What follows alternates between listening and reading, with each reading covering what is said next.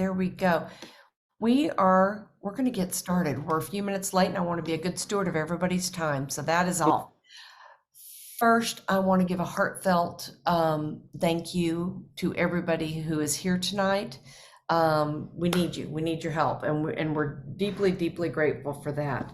Hang on one second. There we go. Yeah. Okay. So we're truly grateful for you guys being members and for you being participating members. It means the world to us. The first thing we're going to do tonight is we're going to do a quorum check. Could all my board members please make your presence known? Do we have Ron? Mm-hmm. Winter? I'm here. Oh, hold on. Hang on and make it easy on myself rather than I remember everybody's name. There we go. Ron, Winter, Sandra. Here. Suzanne. Here. David. I know he's here. He's looking, I see him. Yeah. He's muted. Did he step out for a second? No, just raise your hand, David. He's muted. Oh, that's okay. Well, we see David. He raised his hand. And Vonda. Here. Fantastic. So the entire board is here. For quorum purposes, I've gotten down everybody's names who's here.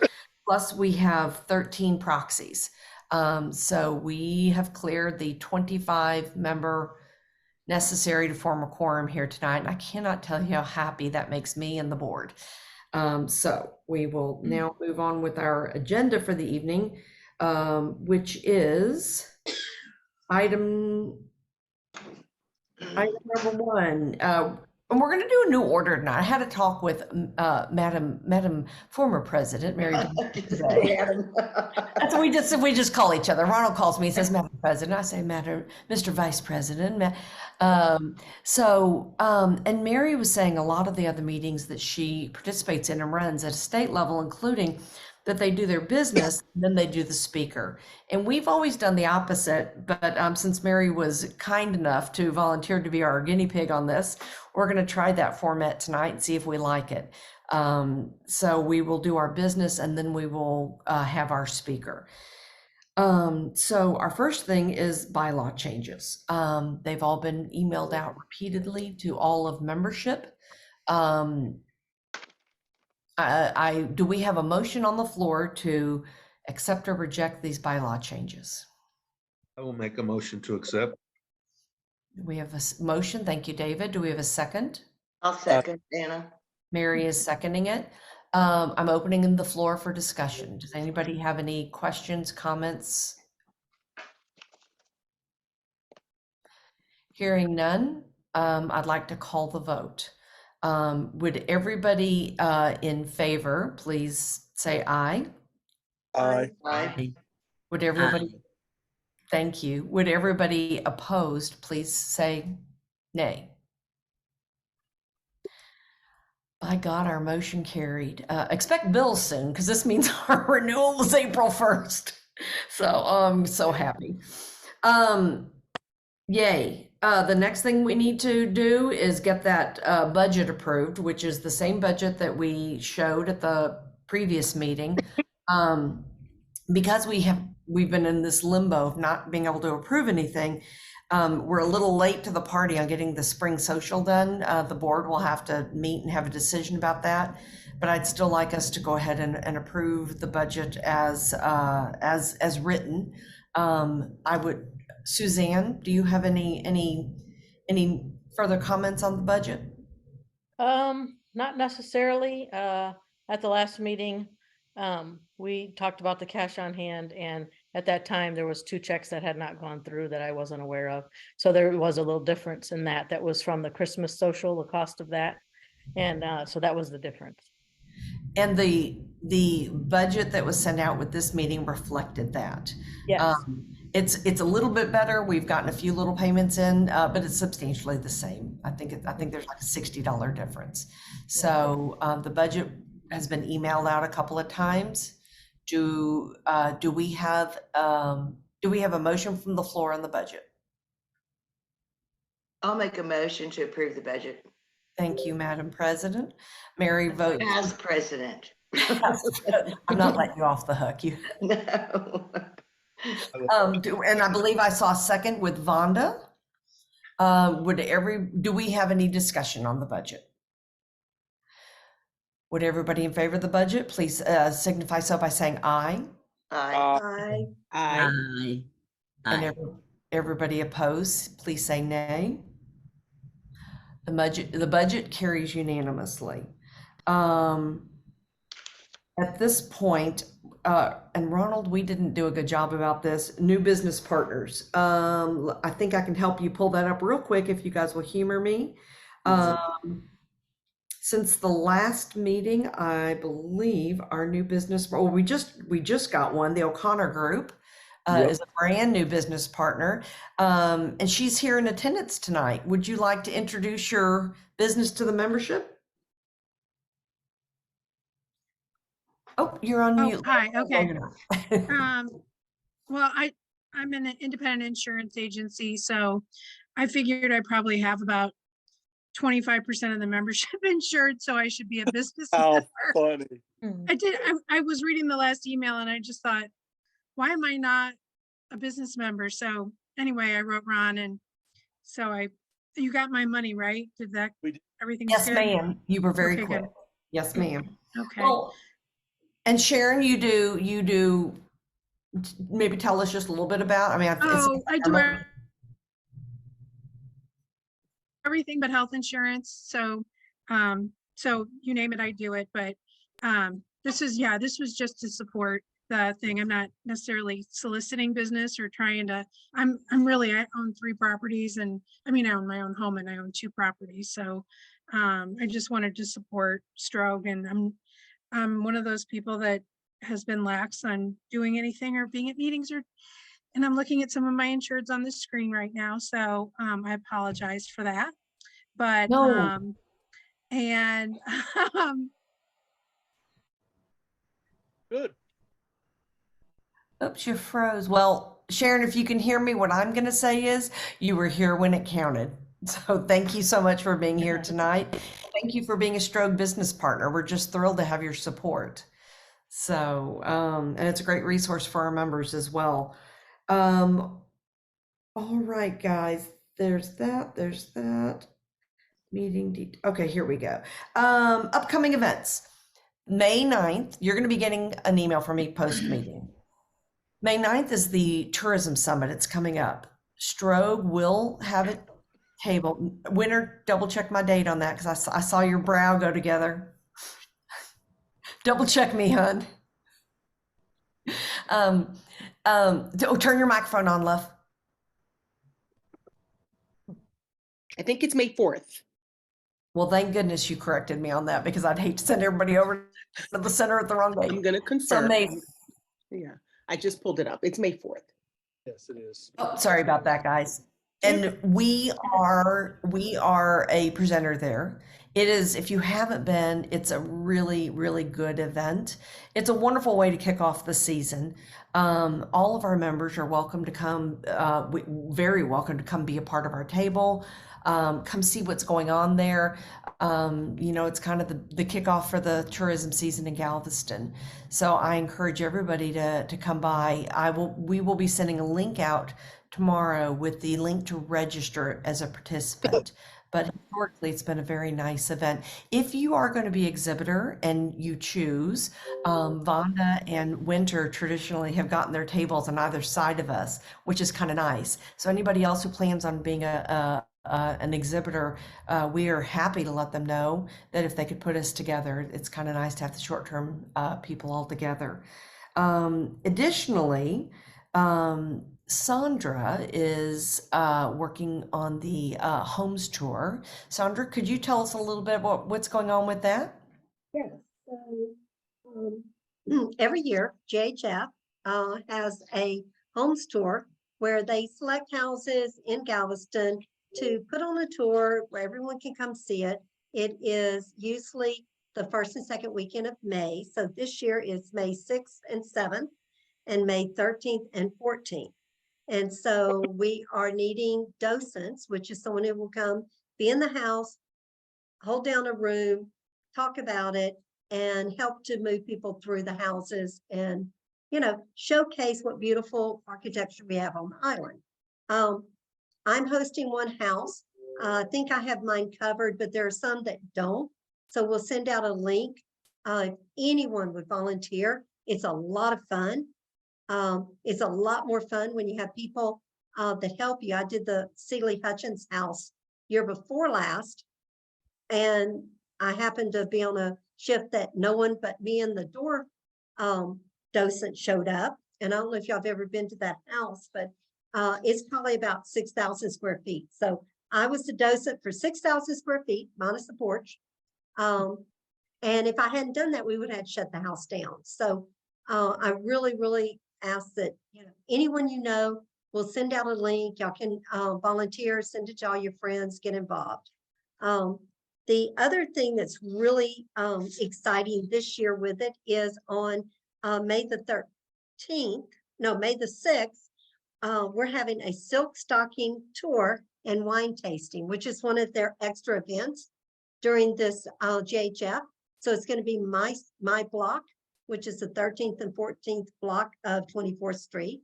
We're going to shut down the street. We're going to have free wine, free drinks, free food, and 5 houses that you can look at the bottom floor of. So that's going to be a really good event, but I think we're still needing some volunteers for people to docent those houses.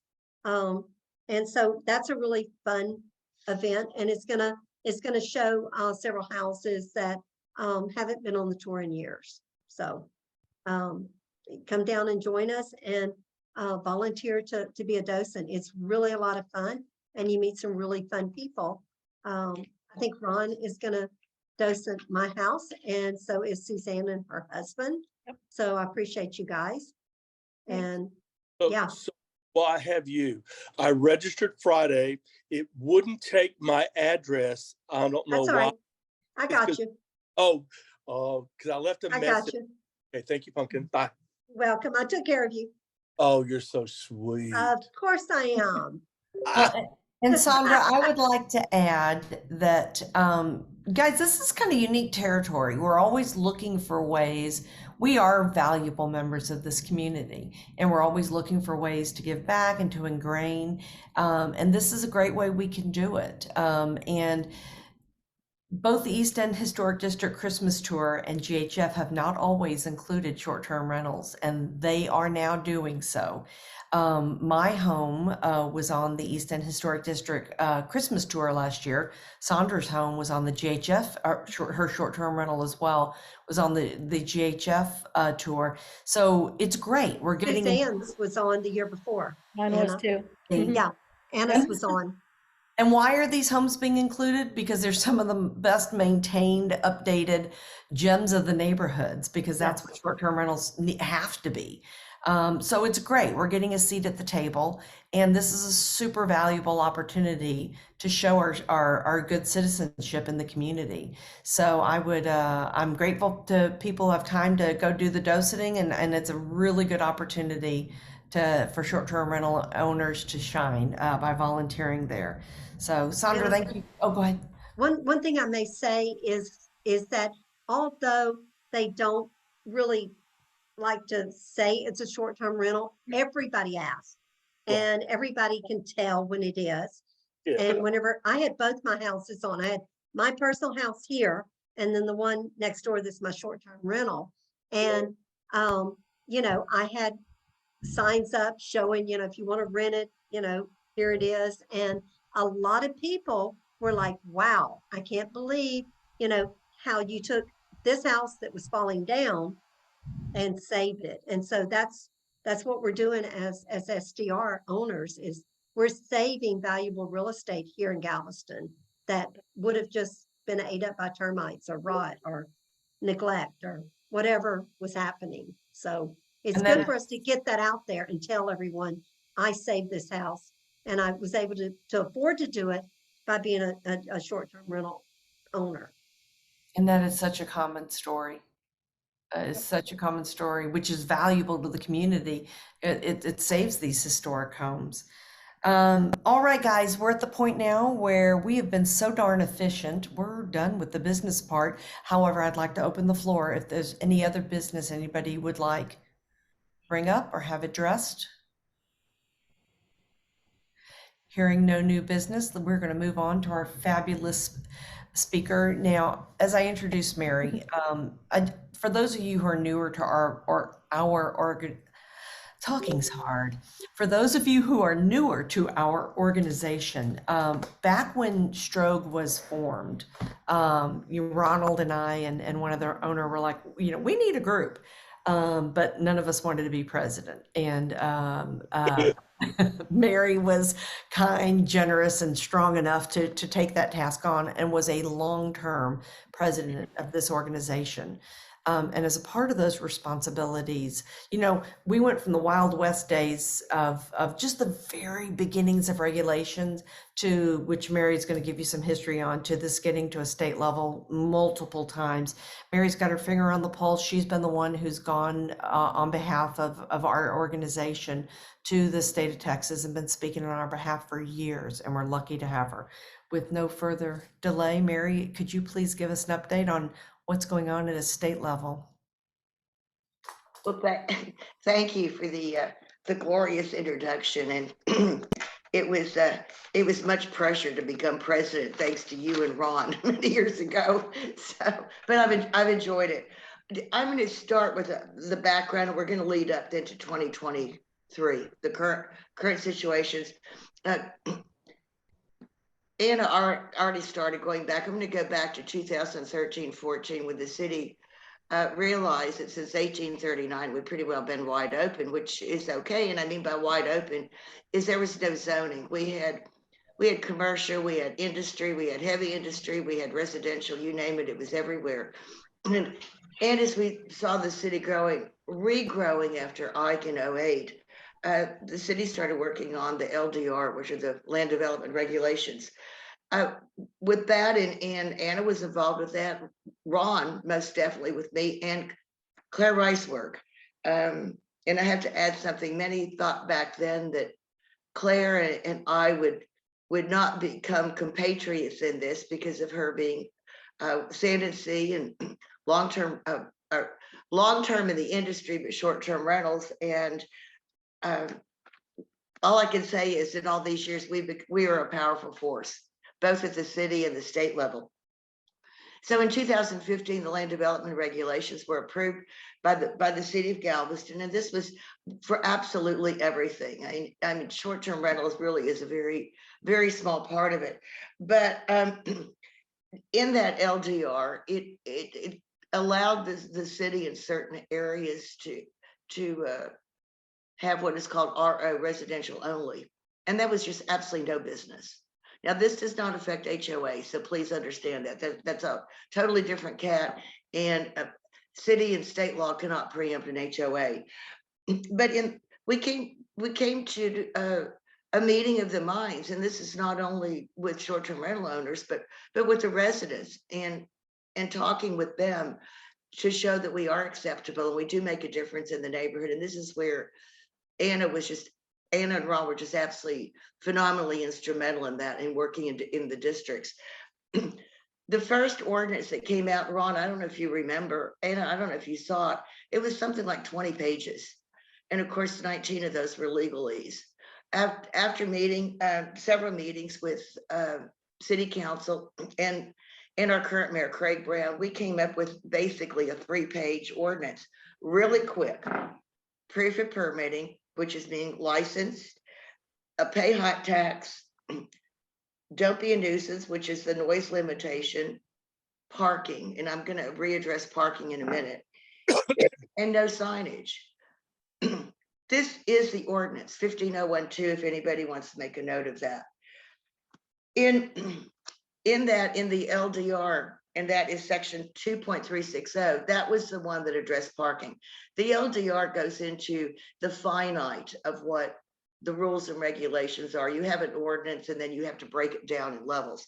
And the parking there is 1 car per bedroom, 2 on the street. Simple as that. That's just it.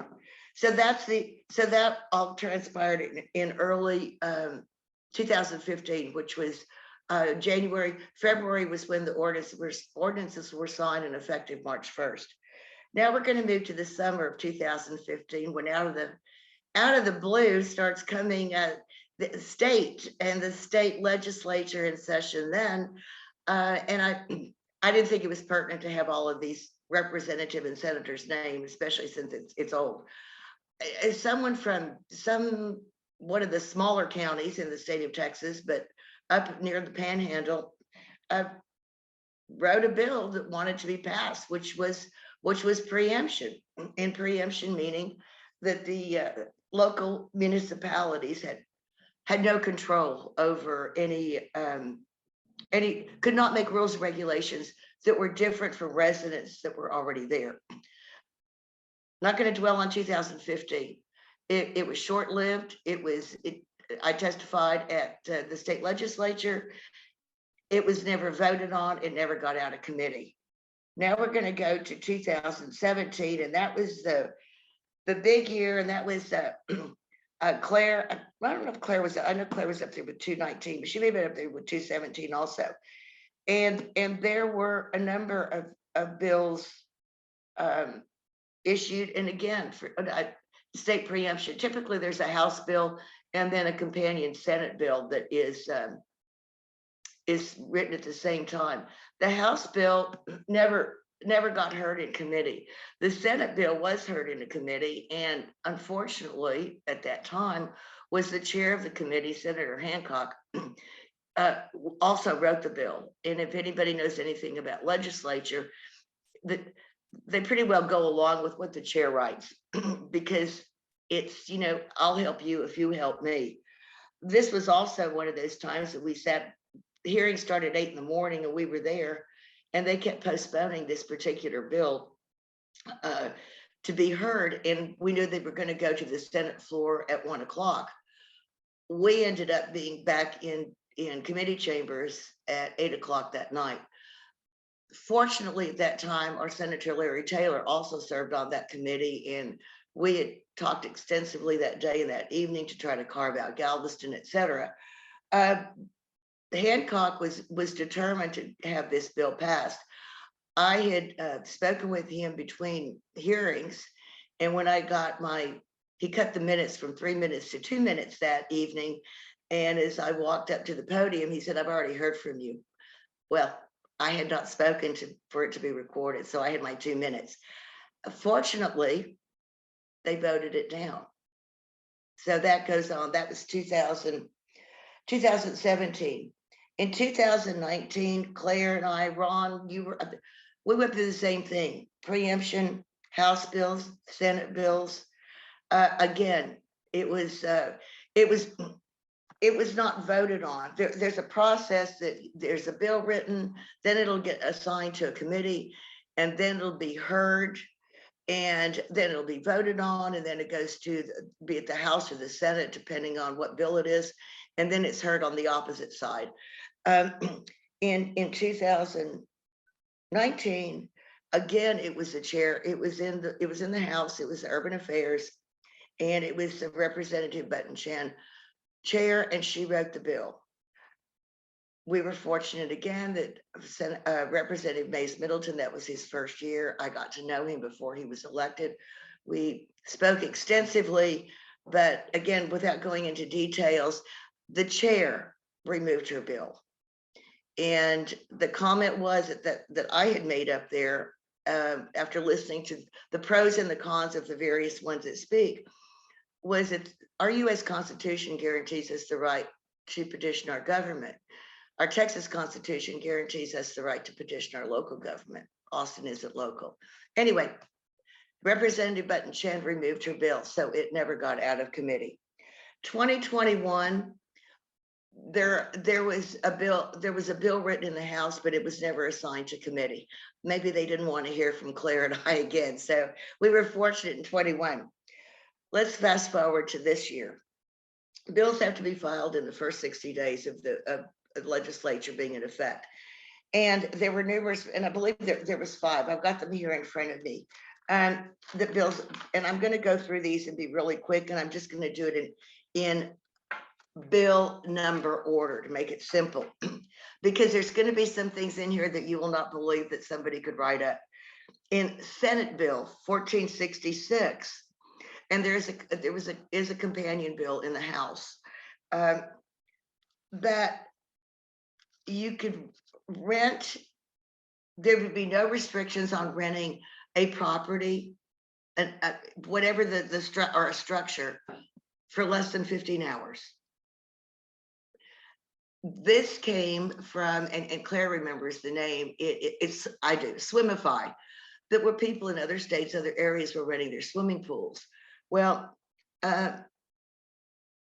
Senator thought this would be a good idea for Texas, I guess, but it was for everything. So literally, you could rent out 15 hours, up to 15 hours of a property with no restrictions. Party house, swim party, whatever the case may be. So that's it. That's 1466, Senate Bill. 1496 is unrelated to that, other than, and this is in business and industry, this is in the House Bill 1496.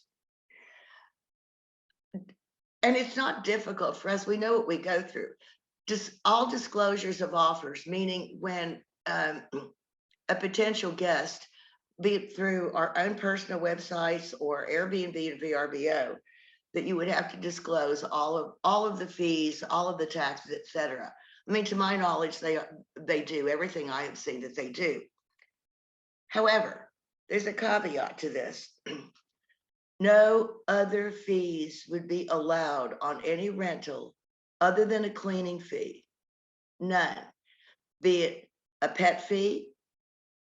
If any of you have something that you rent a golf cart, or there is a resort fee or anything like that, none, absolutely none. No fees whatsoever, and the cleaning fee could not exceed 10% of the total rental. I mean, that's that's just dollars and cents there. But anyway, that was the limitation on 1496. It is, to let you know on that one, I'm going to go back to the one before. 1466 has been assigned to committee, business and commerce. It is, as of tonight, is not scheduled for a hearing to be heard. This one, 1496, is in business and industry in the House. Where it was assigned, it is not scheduled for hearing. Pardon me. Now we're going to go to, which one do I have here? House Bill 2367. This is one. Now this has been assigned to land and resources. Not sure why. They try to work in all these different areas, and this is complete preemption of any regulations anywhere in the state of Texas for any short-term rentals. And once we get through all of these bills, then I'll go with the pluses and minuses, meaning no regulations could be any different than what is charged against any other resident in that city. This bill was heard last week. It was not voted on, and it's considered pending in the House. From what I have heard from those in the legislature, it will not go through. It's not up for a vote. And there were actually two bills, and they're both the same number, which I couldn't figure that one out, but that's something the House did. The other was the 2367, which is a companion bill to the Senate bill, and that's for renting less. You could rent the property for less than 15 hours. And that one, there was one that testified for, and that was the Swimify, and everybody else testified against. I do want to have to give you a little aside on this one in the joke. When the representative at Lozano got up, because they can give a closing statement, or like a closing argument, but a closing statement. And as he got up to the podium, he had his phone in front of him, And he started laughing and he said, well, I just have to tell everybody, I just got a text from my sister and she said, what the hell did you write? So that kind of broke the ice there, and that was a no vote. It's considered pending. We don't see that one going anywhere. The next bill is 2665. This again was assigned to land and resource, and this again is a bill to preempt local law and to hold any registration fee, whatever city, Galveston, whatever, not to exceed $100. That is, like I said, assigned. It is not scheduled for hearing.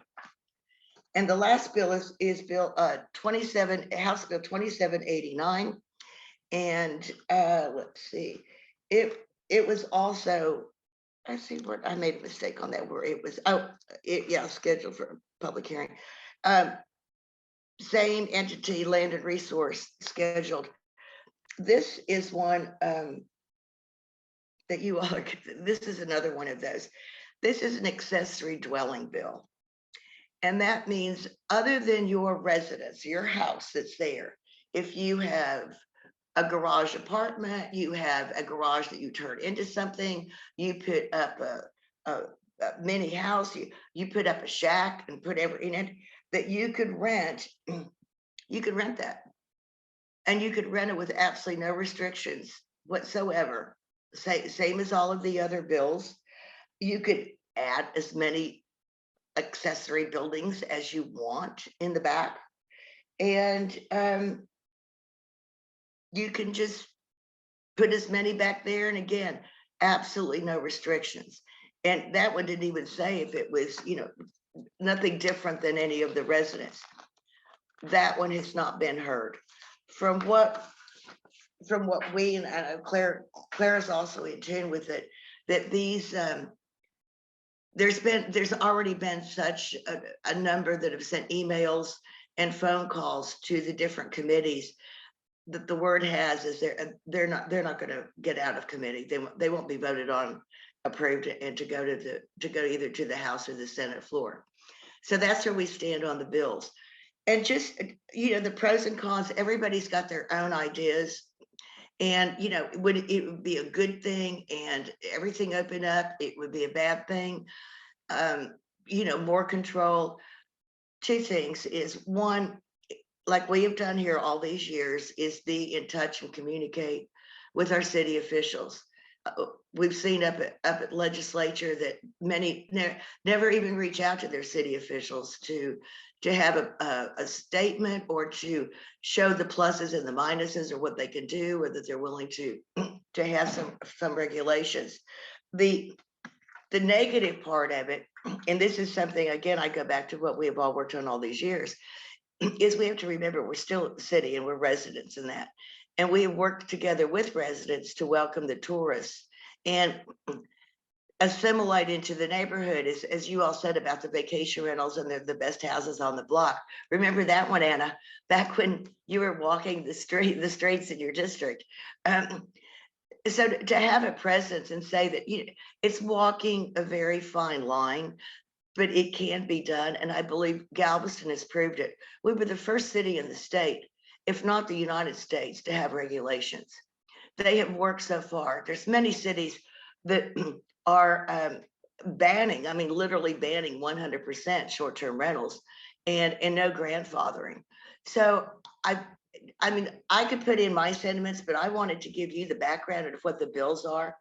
And the majority of these bills, and no, I'm going to say all of them, written by the representatives and the senators. None of them live along the coast. Few, if any, live in a resort area. I mentioned Senator Hancock. He lives in Richland Hills in a gated community. These legislatures are funded by lobbyists that represent big business. And they're not in our neighborhoods, and they're not in our cities or our schools or our churches and that. And the other thing is, once things are opened up and you start preempting local municipal authority it will end up being a domino effect on numerous things. And that's really the sum and substance. Is any, Claire, I know you're on, you could add something if I missed, obviously, I'm sure I did. And I'd gladly take any questions or comments from anyone. It was a lot to hear in a very short period of time. Mary, I would just add that I thought that was a great assessment of what happened over the last several years. And you can see why Mary is our expert on this. I look to her to read the bills and explain to me what the heck they say. And but I just wanted to say that the participation of Galvestonians has been key. When Mary and I send out emails urging people to call and write, people really have in the past, and that's the most important thing that we have to keep up. We have heard, if it comes to where we hear that there's another hearing in a committee, then we'll put out that call. But I'm hearing the same thing as Mary, that the legislature just doesn't have the bandwidth or the desire to deal with short-term rentals on a state level this session. And we're hoping that that will remain true. And I think we have a few more weeks, Mary, to see if stuff comes out of committee, correct? Yeah, yes, I believe It's not much longer. It might be a month longer. We watch that calendar to make sure, because they have to get out of committee to even go anywhere. We like them not to even be heard in committee, and then if they're heard, not to come out of committee. Yeah, the only way it would be extended is if there was a special session. And I believe, I think that was 2017. Claire and I were up and we got the word, I'll never forget, it was Labor Day weekend on a Saturday night about midnight that the bill had been declined. The bill didn't make it to the floor. So other than special session, once, and I'm like Claire, it's about a month, April, let's see, January, February, March, April. It may be around the 1st of May. That if they're not heard, then they won't be heard. So it's I think part of it, they keep doing it. I think they keep hoping that Claire and I won't be up there, to be honest. You know? I just wanted to address the fact that because of Mary and Claire, our city council has been not so easy not to work with the short-term rentals. Our short-term rentals, because of starting early and having Mary and Claire dealing with the legislator, made folk, when they were running for office, understand who we are. And that's why right now, even though you hear a lot of conversation, a lot of people saying they don't like them. I'm on another committee, Bill Galveston, or Vision Galveston, that has written quite a few ad ops about short-term rentals. But guarantee you, once the last time this last monies came out and the park board sent to everyone, all of you received how much money they had made, more than they had ever made. Trust me, nobody, they just kind of kept quiet. But just let you know that that money is very important to the city. Of course, you all know that there's been the war against Park Board and the Galveston City Council. And it behooves us to always listen to city council meeting when that is going on, so that we can be there. And I'm serious about being there, or call and make comments. And so I just want to say, because of Clara and Mary, they have not been able to get rid of us at all. At all. I don't want to even say, you know, and everybody knows who I am, and that I very much voice the committee that I'm on that makes all these wonderful ad ops about short-term rental. They know not to even bring it up when I'm in the meeting, because they know that I'm going to be defending the fact that we exist. And I just think that there's some things that maybe we need to talk about to put on, like, for instance, you know, you really pay attention. We know that they've gone up on the prices for us. And we know that a lot of it has to do with, and please don't let me say the little cops or whatever, the little group that, The code enforcement, Cornelia. yes, the little cops, no, the code enforcers who, you know, I just don't think that we need to be the backbone of having to pay for their jobs. And when Oh, when the city councilwoman on the West End voted to add another $150, I was quite upset, but you know, we needed to be able to explain or have them explain what each dollar is for, that they've gone up on us. That's Cornelia, my, I couldn't agree with you more on all of that. And I think that it is all of our jobs as short-term rental owners to keep the pressure up on our representatives. I understand the $100. It's because that pays for the software and all of the above, but that extra 150, we still haven't gotten any explanation for. And I continue to bang that drum personally and as the president of STROAG, and I encourage everybody to do the same. One of the thing, real quick, guys, Sandra's had her hand up for a little bit. If you do have a question, particularly on the state stuff with Mary, do feel free to use the raise hand feature and we will get to you. But Sandra, what was your comment or question, dear? You're muted. You're There we muted. go. There Okay. you go. So I have three different things. Mace Middleton. Yes. What are we going to do with Mace Middleton? He is totally against our beaches. He is totally against short-term rentals. We have an issue with him. Now That's my opinion. when he was in the House, he supported short-term rentals back then. 100%. Right. He has not written a bill. He is not on any of the committees that are hearing these bills. Awesome. Okay. And Sandra, that's one. Sandra, I also heard, I was forwarded in an email where he commented on, Mary, I want to say it was 2665. I'm bad with the numbers of the No, that's bills. the one. And he said, I am not in favor of it. I am not getting the message that he's in favor of state preemption. Mhm. Just to put that, the beaches are another thing, Yeah, but I have that's not gotten bad. that message. Okay. Yeah. Well, I think he wants to keep it local where they can do what they want to. The other thing is, all right, so they raised our registration fees, and we know that the chica from the West End wants to raise it up to $1,000. She did not mind putting that in the newspaper. What are we doing with her?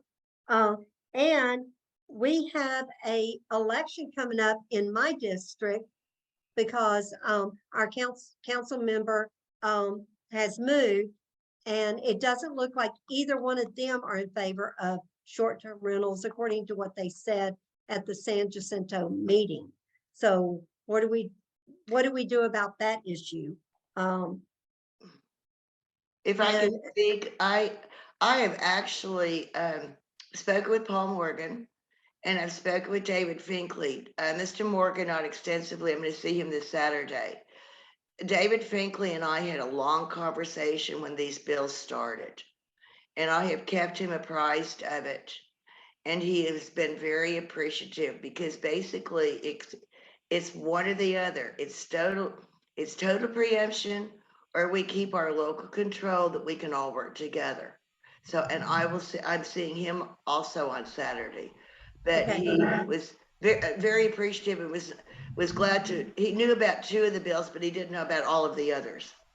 So we are in communication.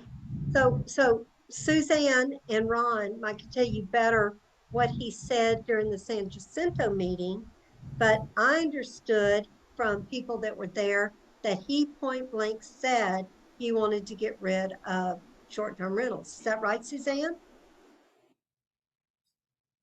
You're muted. You're muted. Suzanne. How about now? Yeah. Yes, good. Thank you. Yeah, I'm trying to remember I have notes from that. I should have pulled those up. It's okay. Paul Morgan, I think that was his name, Corville. Yes. Jr. Yes. He was against the short-term rentals. David wasn't a big fan either, but Right. seemed a little less, they kind of, what did you think, Ron? You were there with me too. Yeah, so is it David, it wants to ban all short-term rentals on the island, period. That was my understanding. Yeah. Mhm. The other gentleman is not a fan at all. Also, however, he would like to see one per block. Yes. Is what he wants. So neither are a great choice for short-term rentals, but those are the two choices that we are going to have. Mhm. Well, and this is why I'm communicating with them, because obviously they have no knowledge of the land They development don't. regulations. Correct. And that was something that was written in 2015, is to have it changing, which would be residential only. You have to have a defined area, number one, and it is required that you have 75% of property owners to approve it. Right. And What that he has only happened in a handful of areas here in Galveston. And they Sure. were small, they weren't even conducive really to having vacation rentals. Right. Of course, his angle is to do it by ordinance. So, but anyway, so yes, You have to change that's the LDR, yeah. Can I? Which Can I is the throw some- reason to pull it out of the local hands. Just saying. I'm sorry, what? But Sandra, here's the thing on that. Oh, I understand that. I got a lawyer. And we've got- He explained it. He and we've explained it got- to me. We've got two hands up, by the way, Winter and then Claire. Couple of things. David posted 5 hours ago on his Facebook. Oh, good. That the Galveston Park Board just approved a new computer system to manage revenue from HOT taxes on short-term rentals. With over 5,000 short-term rentals on the island, and last I heard, we were at 4,200. Mary or Claire? 48, little over 40, 48 Correct, on it's one. 40, was a couple of weeks ago. 4180. Thank you. It's time to start treating them as hotels and find a balance between residents' quality of life and economic benefits. We need to evaluate best practices and metrics like occupancy and noise complaints to develop solutions that work for everyone. Let's work together to create communities that meet our goals. That is his statement today. Winter, you had yours up first, and then Claire. My question was, hey, Mary, how are you? Hi, I miss you. I know it. We hadn't seen each other in a while. So because of the history that you have, the thing that at least appears to be different right now is the group that's behind the preemption and pushing for it. So I not to name any names, but I know that I went to an event and it was the V Trips. Yeah, I know. Yeah, They were aware of it. Mhm. hiring lobbyists and having folks. I just want to know if from context, in previous times, have there been groups pushing for it, lobbyists like hired, or is this different this time? Oh, no. It's always been pushed by lobbyists. It's always been pushed by lobbyists in the industry. Yes, ma'am.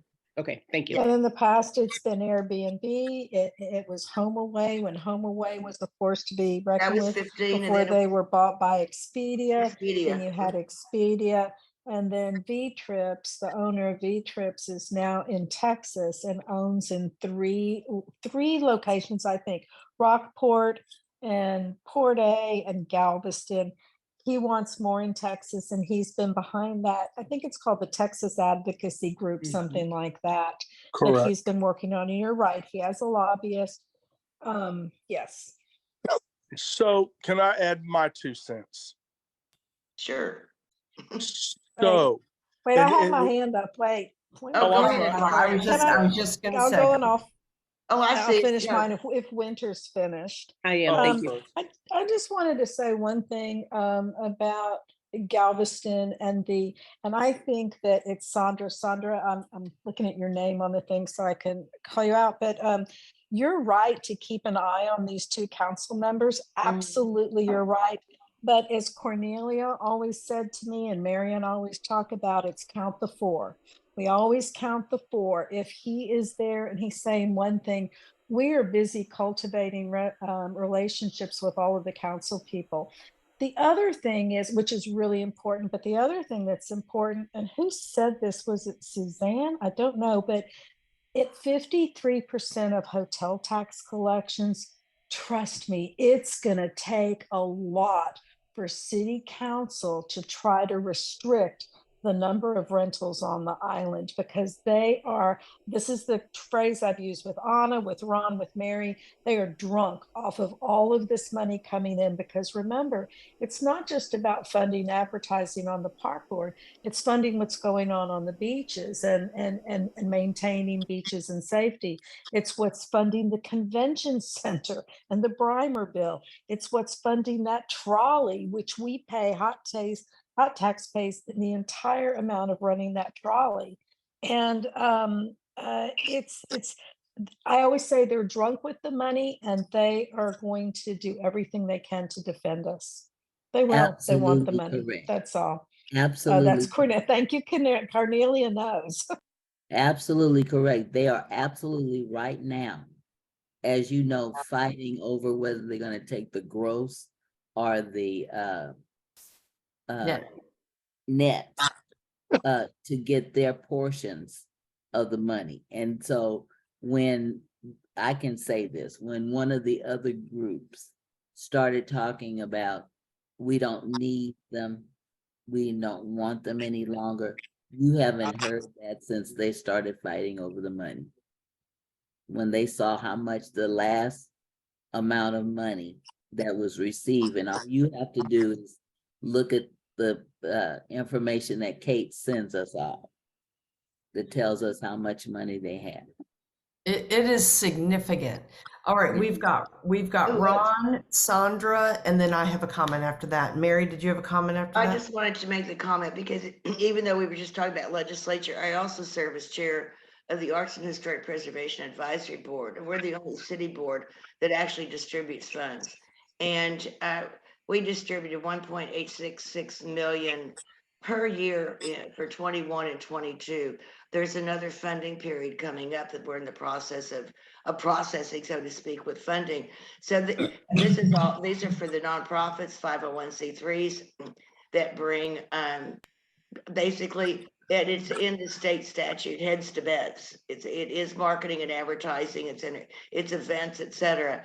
And there are 4 new applicants this year, and these are applicants at the city, and what's occurred in the last 2 years that will get funding from us. And without us and those funds from hot tax, they wouldn't get the funding. There's not that kind of money out there. So that's. Thank you, Mary. I'm sorry I left that out of my list, and you're exactly right. And it is so important. It is. Yeah, Thank it you. is numerous, and like she said, it's just not the, the beaches. I mean, it's, I also serve like Claire does on one of the park board committees, and we oversee Seawell Park to Delanera. I mean, these are entities for everybody, and again, they wouldn't have the funding either. So that's just a part of it. And thanks, Claire, for bringing all of that up. Thank you. And you too, Cornelia. Thanks. All right, Ronald, were you next, or Sandra? I think you were next. I was next. So, couple of things. I think our David, who's running for District 2, I think his name is David, his comment about 1 per block, et cetera, well, no, not the 1 per block, the hotel, treating us like hotels. I think he doesn't have an understanding of short-term rentals and how we're period. I think a suggestion I would like to make is that I think STROAG needs to get a one-on-one with him and have a real honest conversation with him.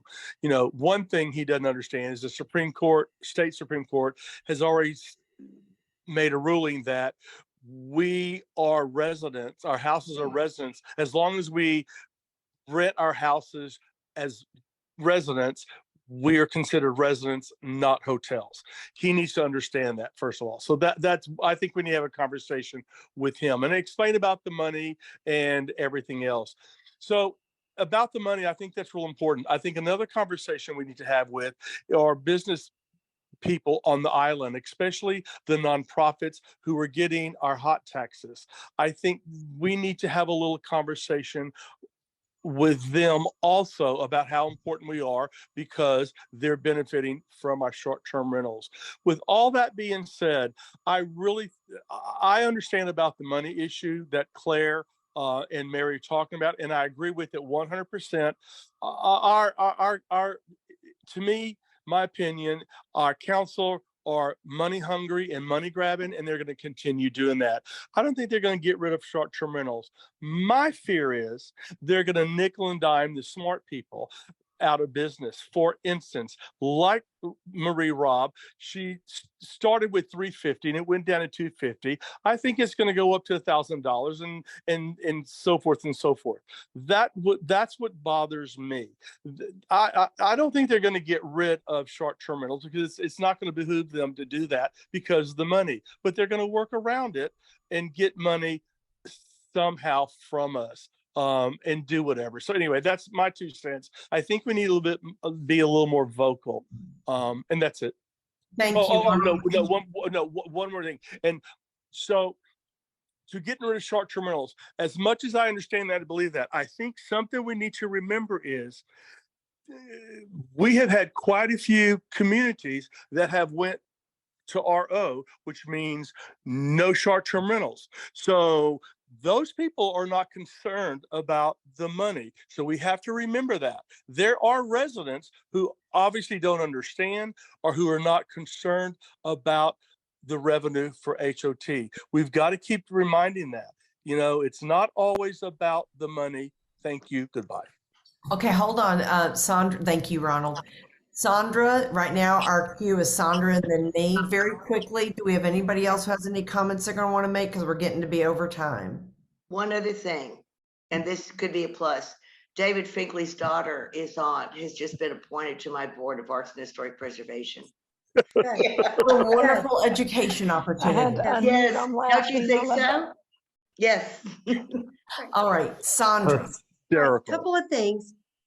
My question is, we as an organization, all right, so we look like we're not that big, because a lot of ours, and I'm not stepping on toes, please, but a lot of our people who are under larger, like the CASA and Sandon Sea and Ryson, they are not members. So it looks like we don't have that many people, even though I am a member, Sandra. No, Claire, I'm not stepping on the toe. I'm not. But your people that you service are not members. We have members who are. I know, but not all of them. So maybe something we might do, just a question, is really push for membership. I can tell my neighbor down the street to join, but I think that really the guys that have the most oomph are the ones that have a lot of people under them that y'all might could help us get more members. The more members we have, the more clout we have, the more voice we have. I'm not wholeheartedly agree that we should put a push on membership. Wholeheartedly. And I think it's a multi-prong. We are lucky to have very good business partners who are property managers. Yes. We've had some property managers before who they encourage their members to join, and some owners are more tuned in, some are less, but to encourage our partners, to encourage our members. That's my thing, is that I can tell my one person on the next block down from me and the one person one block up from me to join. But I think our member partners that have a lot of people under them, that they can help a lot more with the numbers. But I do want to caution, please don't think they're not, because I know. Oh, I know that. I'm just throwing it out there saying you have more voice than I have. I have no voice. The other thing is, I was told by Mayor Brown, and I know he's a lame duck mayor. So we don't know what we're going to get next. But I was told by him that we cannot legislate the occupancy because we're residents, not hotels. That's But right. yet we pay hot tax. I think the biggest problem that I've heard from people that complain is that, much like when I complained about the person 2 doors down, they allow 12 people in 1,000 square feet with 1 bedroom. 1,200 square feet, 1 bedroom, 12 people. So they are peeing in the yard, they're hollering. I mean, what kind of people are we going to get? So I don't know what we can do about legislating. I know that that's the reason a lot of our neighbors don't like us. My neighbors love me because I do not allow that kind of crap to go on. And so it's one rental at a time that we can kind of change the culture.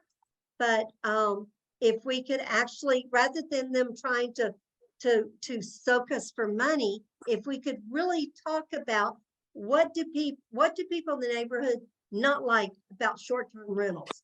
They don't like 8 cars, 1 house, 12 people, no parking. That's what they don't like. And that's the reason I ended up a short-term rental owner, is because I didn't want the same thing on the other side of me. I do not want to be a short-term rental owner. That's not my goal. My goal is to retire and travel the world. But I cannot have that same thing on the other side of me that I had on this side of me, right? So I love our sheet where we're like, this is what we should do. But, you know, if they really want to talk about how to make short-term rentals, make people who live here full-time happy, the whole thing is occupancy and parking. It really is. And, you know, I know for a fact people parked in front of my house, and very few people are as aggressive as I am, because I have no problem putting a sticky note on your windshield saying, if you park in front of my house again, I'm going to have you towed. Done. Couldn't do it, but sticky note kind of freaked them out, right? And they didn't park in front of my house because that little cottage has no parking. They have room for 1 automobile, and they brought 8. So those are the things that are hurting us as short-term renters that we really have to address. Whether we want to or not, we have got to address what people don't like, or we will be legislated out of business. End of rant. Thank you, Sandra, so much. Thank And, you. and honestly, you gave me a great launch or to dovetail into my comments. My big thing on state preemption is very simple. I believe local solutions are best for local problems. And if I have a problem with the state of Texas, I don't even know who to call. Mace Middleton isn't going to take my phone call. So I look at the other thing I don't want to have happen is for our local leaders to be stripped of the ability to enforce stuff that's necessary for problem short-term rental, to deal with problem short-term rentals. I think that is absolutely critical. I can't even imagine what the island would look like if they were no longer allowed to enforce regulations on short-term rentals. We need good regulations. I don't want to have bad houses, but we need reasonable regulations. And that is where our voices are very important. I think that's super important. What Claire said, the whole focus on the 4. I would love to bring all 7 of these to Jesus. It's not going to happen. But as long as I got 4 that believe, we're good. Our mission is to educate. And I think that even when we look at somebody who's on the other side of an issue, it's important to have the conversations, because I noticed, Mary, Ron, way back in 2013, 14, when we used to have open houses and we had the then council through our homes, they had no idea what we're doing or what our houses or how dedicated we are. I think it is very important that we do take credit for the good things that we do for the community. And even the RO neighborhoods, they're still benefiting from our HOT taxes. What's the latest figure? $5,000 in real estate taxes are offset by short-term Something like that, rentals. yeah. Yeah, Besides it's all the awesome. other, yes. Mhm. It is a tremendous amount. And I think a significant part of this is why I believe in this organization, guys, is sharing the information, having the data points available to have these conversations in a professional, non-emotional way. And that way the outliers, they can just be outliers and we'll just sit here with the facts in our court. I want to thank Mary very much for being brave enough to come talk about state preemption, the good, the bad, the ugly, the history, all of the above, because it's a hot button topic. It really is. So, I'm gonna add one other thing, and when you're talking about city, and this applies to both. Wherever you decide to, I'm gonna say make an argument or a presentation, be it to your local city councilman, to the city council that you go before. Emotion only goes so far. You need to state the facts and you need to know the law. Those are the two things that will always be in our favor. They don't look at emotion. It's someone that is upset about this. We all know that. There are laws and rules on the books. Tracking that and finding compliance, I believe is really near fruition. It's something Claire and I and Ron have worked on for 3.5 years, Scott, 2.5 years. And it got waylaid last year, but it's very close. But I'm just gonna stress, use the legalities, don't use the emotion. So far, we've been very successful with that. And I honestly believe we will continue to be. Thank you. well, and I thank you, so Mary. much. And I concur on that. We right now putting pressure on all of our council members to give us an explanation on this fee, I think is a good thing. Putting pressure on them right now to get the software up and going. I understand that there are some discussions they want to have with Park Board about all kinds of stuff. We've paid for this software and it needs to be up and going so that we can discuss facts, not council members' feelings or thoughts. Let's discuss the facts of what is the impact of short-term rentals in Galveston. So, all right. And guys, one last thing I do want to say, I know we all sometimes feel like I'm one voice. What difference does my voice make? We're part of a chorus, and this is a powerful chorus that is bringing a lot of money onto this island. Do not ever think your voice doesn't matter. All right, guys, on that note, Mary, thank you so much. Guys, do we have any last thing people want to bring up before we adjourn this meeting? Can I address Sonia real quick? And also Mary had a good point.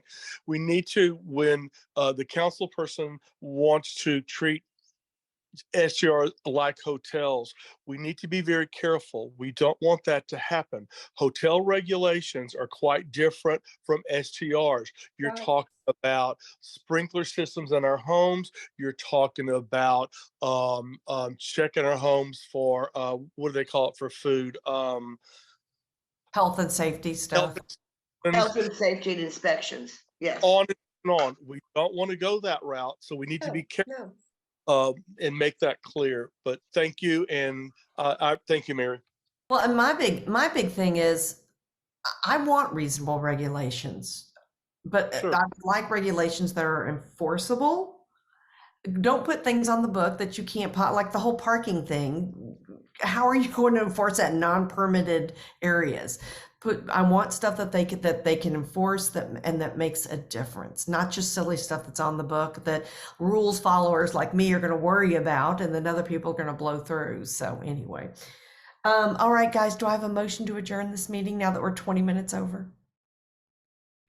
I move that the meeting is adjourned. I will make the motion. So Winter moved, David seconded. All in favor, please signify by saying yes. Yes. Yes. All opposed, nay. The days have it. We are adjourning this meeting. I'm just so happy to have a quorum that we can actually do things. You have no idea. Thanks, everybody. Take care. Mary, Thank you you, did so Mary. good. Thank you. Mary. Bye. Thank you.